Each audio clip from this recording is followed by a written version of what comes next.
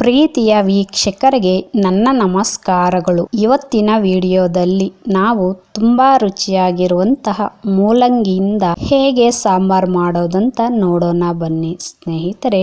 ಈ ಮೂಲಂಗಿ ಸಾಂಬಾರ್ ರಾಗಿ ಮುದ್ದೆ ಜೊತೆ, ಜೋಳದ ಮುದ್ದೆ ಜೊತೆ, ಅನ್ನದ ಜೊತೆ ತಿನ್ನಕ್ಕೆ ತುಂಬಾ ರುಚಿಯಾಗಿರುತ್ತೆ ಸ್ನೇಹಿತರೆ. ಈ ವಿಧಾನದಲ್ಲಿ ನೀವು ಒಂದ್ಸಲ ಮಾಡಿ ತಿನ್ನಿ ಸ್ನೇಹಿತರೆ. ಮೂಲಂಗಿಯನ್ನು ನಿಯಮಿತವಾಗಿ ತಿನ್ನೋದರಿಂದ ಮಲಬದ್ಧತೆ ಕಡಿಮೆ ಆಗುತ್ತೆ ಸ್ನೇಹಿತರೆ. ಯಾಕಂದ್ರೆ ಮೂಲಂಗಿಯಲ್ಲಿ ಹೆಚ್ಚಿಗೆ ನಾರಿನಾಂಶ ಇರುತ್ತೆ ಸ್ನೇಹಿತರೆ. ಅದು ಮಲಬದ್ಧತೆಯನ್ನು ನಿವಾರಣೆ ಮಾಡುತ್ತೆ. ಇನ್ನು ಮೂಲಂಗಿ ಸಾಂಬಾರ್ ಮಾಡಕ್ಕೆ ಅರ್ಧ ಕೆಜಿಯಷ್ಟು ಮೂಲಂಗಿ ತಕೊಂಡಿದ್ದೀನಿ ಸ್ನೇಹಿತರೆ. ನಾನಿಲ್ಲಿ ಸಿಪ್ಪೆ ತೆಗಿತಾ ಇಲ್ಲ ಸ್ನೇಹಿತರೆ, ಹಾಗೆ ಕಟ್ ಮಾಡ್ಕೊತಾ ಇದ್ದೀನಿ. ನಾನು ರೌಂಡ್ ಆಗಿ ಕಟ್ ಮಾಡ್ಕೊಂಡಿದ್ದೀನಿ ಸ್ನೇಹಿತರೆ. ಫೈಲ್ಸ್ ಇರೋರು ಖಂಡಿತ ಸ್ನೇಹಿತರೆ ವಾರಕ್ಕೆ 2 ಸಲ ಆದರೂ ಮೂಲಂಗಿ ಸಾಂಬಾರ್ ಅಥವಾ ಚಟ್ನಿನ ಮಾಡ್ಕೊಂಡು ತಿನ್ನಿ ಸ್ನೇಹಿತರೆ. ಆರೋಗ್ಯಕ್ಕೆ ತುಂಬಾ ಒಳ್ಳೆಯದು. ಇನ್ನು ಬೇಕಾಗುವ ಮಸಾಲೆ ಪದಾರ್ಥಗಳು ಸ್ನೇಹಿತರೆ: 2 ಸ್ಪೂನ್ ಸಾಂಬಾರ್ ಪುಡಿ, 1.5 ಸ್ಪೂನ್ ಖಾರದ ಪುಡಿ, ಸ್ವಲ್ಪ ಒಣ ಕೊಬ್ಬರಿ, 4 ಬೆಳ್ಳುಳ್ಳಿ ಸೀಳು, ಕಟ್ ಮಾಡಿರುವ ಅರ್ಧ ಈರುಳ್ಳಿ, ಅರ್ಧ ಟೊಮೊಟೊ, ಸ್ವಲ್ಪ ಕೊತ್ತಂಬರಿ ಸೊಪ್ಪು, ಅರ್ಧ ಸ್ಪೂನ್ ಅರಿಶಿನ ಪುಡಿ, 1 ಸ್ಪೂನ್ ಕುದಿಸಿರುವ ತೊಗರಿ ಬೇಳೆ ತಗೋಬೇಕು ಸ್ನೇಹಿತರೆ. ಚಿಕ್ಕ ಗೋಲಿಯಷ್ಟು ಹುಣಸೆ ಹಣ್ಣನ್ನು ನೆನೆಸಿ ಇಟ್ಕೋಬೇಕು. ಅರ್ಧ ಕಪ್ಪು ನಾಟಿ ತೊಗರಿ ಬೇಳೆಯನ್ನು ತಗೋಬೇಕು ಸ್ನೇಹಿತರೆ. ನಮ್ಮ ವಿಡಿಯೋಸ್ ನಿಮಗೆ ಇಷ್ಟ ಆದಲ್ಲಿ ಲೈಕ್ ಮಾಡಿ, ಕಾಮೆಂಟ್ ಮಾಡಿ, ಶೇರ್ ಮಾಡಿ ಸ್ನೇಹಿತರೆ. ಹೊಸದಾಗಿ ನೋಡೋರು ಸಬ್ಸ್ಕ್ರೈಬ್ ಮಾಡ್ಕೊಳ್ಳಿ. ಈಗ ಒಂದು ಕುಕ್ಕರ್ಗೆ ಸ್ವಲ್ಪ ನೀರನ್ನು ಹಾಕ್ಕೊಂಡು ಬಿಸಿ ಮಾಡ್ಕೋಬೇಕು ಸ್ನೇಹಿತರೆ.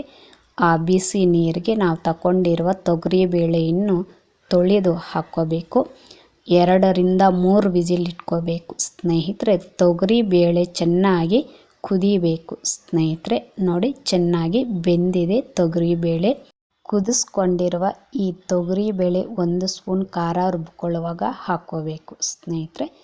ಈಗ ತೊಗರಿ ಬೇಳೆಗೆ ನಾವು ಕಟ್ ಮಾಡ್ಕೊಂಡಿರುವ ಮೂಲಂಗಿಯನ್ನು ಹಾಕ್ಕೋಬೇಕು ಸ್ನೇಹಿತರೆ. ನಾನು ಕಟ್ ಮಾಡೋದಕ್ಕಿಂತ ಮೊದಲೇ ತೊಳೆದು ಇಟ್ಕೊಂಡಿದ್ದೀನಿ ಸ್ನೇಹಿತರೆ, ನಂತರ ಕಟ್ ಮಾಡಿದ್ದೀನಿ. ನಾವು ತರಕಾರಿಯನ್ನು ತೊಳೆದು ಕಟ್ ಮಾಡಬೇಕು ಸ್ನೇಹಿತರೆ.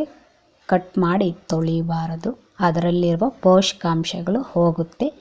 ಕುದಿಯಕ್ಕೆ ಬಿಡಿ ಸ್ನೇಹಿತರೆ. ಮುಚ್ಚಳವನ್ನು ಮುಚ್ಚಿ ಮೂಲಂಗಿಯನ್ನು ಈಗ ಮೂಲಂಗಿ ಸಾಂಬಾರ್ಗೆ ಬೇಕಾಗಿರುವ ಮಸಾಲೆಯನ್ನು ರುಬ್ಕೋಬೇಕು ಸ್ನೇಹಿತರೆ. ನೋಡಿ, ವಿಡಿಯೋದಲ್ಲಿ ತೋರಿಸ್ತಾ ಇರುವ ಪದಾರ್ಥಗಳೆಲ್ಲವನ್ನು ಮಿಕ್ಸಿ ಜಾರ್ಗೆ ಹಾಕ್ಕೊಂಡು ನಾವು ಮಸಾಲೆಯನ್ನು ರುಬ್ಕೋಬೇಕು.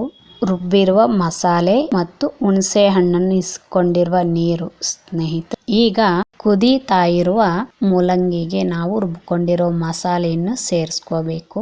ನಾನು ಪ್ರತಿಯೊಂದು ಸಾಂಬಾರ್ಗೆ ಸ್ನೇಹಿತರೆ ಹಾಕುವಂತಹ ಮಸಾಲೆ ಪುಡಿಯನ್ನು ನಾನು ಮನೆಯಲ್ಲೇ ತಯಾರು ಮಾಡಿಕೊಂಡು ಹಾಕ್ಕೊತೀನಿ ಸ್ನೇಹಿತರೆ.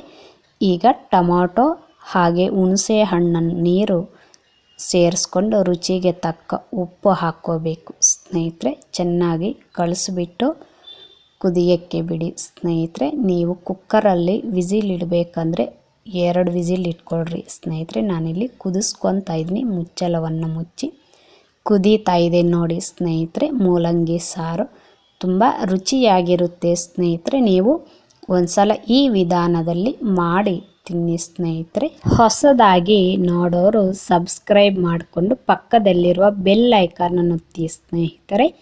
ನಾವು ಮಾಡುವಂತಹ ಪ್ರತಿಯೊಂದು ವಿಡಿಯೋಸ್ ನಿಮಗೆ ನೋಟಿಫಿಕೇಶನ್ ರೂಪದಲ್ಲಿ ಬರುತ್ತೆ.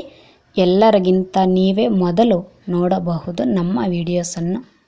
ನಾವು ಮಾಡಿದಂತಹ ಮೂಲಂಗಿ ಸಾಂಬಾರ್ ರೆಡಿ ಆಯಿತು ಸ್ನೇಹಿತರೆ. ಮೂಲಂಗಿನೂ ಸಹ ಬೆಂದಿದೆ. ಈಗ ನಾವು ಒಗ್ಗರಣೆ ಹಾಕ್ಕೋಬೇಕು ಸ್ನೇಹಿತರೆ. ಒಂದು ಪಾತ್ರೆಗೆ ಒಗ್ಗರಣೆಗೆ ಬೇಕಾಗಿರುವ ಎಣ್ಣೆ ಸೇರಿಸ್ಕೊಂಡು ಬಿಸಿ ಆಗೋಕ್ಕೆ ಬಿಡಿ ಸ್ನೇಹಿತರೆ. ಬಿಸಿ ಆದ ನಂತರ ಕಟ್ ಮಾಡಿರುವ ಈರುಳ್ಳಿ, ಸಾಸಿವೆ, ಜೀರಿಗೆ, ಕರಿಬೇವು ಹಾಕ್ಕೊಂಡು ಕೆಂಪಿಗೆ ಆದ ನಂತರ ನಾವು ಮಾಡಿದಂತಹ ಮೂಲಂಗಿ ಸಾಂಬಾರನ್ನು ಒಗ್ಗರಣೆಗೆ ಸೇರಿಸ್ಕೊಂಡ್ರೆ ರುಚಿಕರವಾದ ಮೂಲಂಗಿ ಸಾಂಬಾರ್ ರೆಡಿ ಆಯಿತು ಸ್ನೇಹಿತರೆ. ಕೆಲವರಿಗೆ ಮೋಷನ್ ಫ್ರೀ ಆಗಿ ಆಗಲ್ಲ ಸ್ನೇಹಿತರೆ. ಅಂಥವರು ಮೂಲಂಗಿ ಸಾಂಬಾರನ್ನು ಮಾಡ್ಕೊಂಡು ತಿಂದರೆ ಮೋಷನ್ ಫ್ರೀ ಆಗುತ್ತೆ ಸ್ನೇಹಿತರೆ. ಒಂದ್ಸಲ ತಿನ್ನಿ ನೋಡಿ ಸ್ನೇಹಿತರೆ. ನಾವು ಮಾಡಿದಂಥ ಮೂಲಂಗಿ ಸಾಂಬಾರನ್ನು ಒಂದು ಬಟ್ಲಿಗೆ ಸೇರಿಸ್ಕೊಂಡಿದ್ದೀನಿ ಸ್ನೇಹಿತರೆ. ಇದು ಇವತ್ತಿನ ವಿಡಿಯೋ ಸ್ನೇಹಿತರೆ. ಈ ವಿಡಿಯೋವನ್ನು ಕೊನೆಯ ತನಕ ನೋಡಿದ್ದಕ್ಕಾಗಿ ಎಲ್ಲರಿಗೂ ಧನ್ಯವಾದಗಳು ಸ್ನೇಹಿತರೆ. ಮತ್ತೊಂದು ವಿಡಿಯೋದೊಂದಿಗೆ ನಾವು ಭೇಟಿ ಆಗೋಣ ಸ್ನೇಹಿತರೆ. ಅಲ್ಲಿ ತನಕ ನಮ್ಮ ವಿಡಿಯೋಸನ್ನು ನೋಡ್ತಾ ನಮಗೆ ಸಪೋರ್ಟ್ ನೀಡಿ ಸ್ನೇಹಿತರೆ. ಇನ್ನೂ ಯಾರು ನಮ್ಮ ಚಾನಲನ್ನು ಸಬ್ಸ್ಕ್ರೈಬ್ ಮಾಡಿಕೊಂಡಿಲ್ವೋ ಅವರು ಸಬ್ಸ್ಕ್ರೈಬ್ ಮಾಡ್ಕೊಳ್ಳಿ ಸ್ನೇಹಿತರೆ. ಅಡುಗೆಗೆ ಸಂಬಂಧಿಸಿರುವ ವಿಡಿಯೋಗಳು ಹಾಕ್ತಾ ಇರ್ತೀನಿ ಸ್ನೇಹಿತರೆ ನಮ್ಮ ಚಾನಲ್ನಲ್ಲಿ.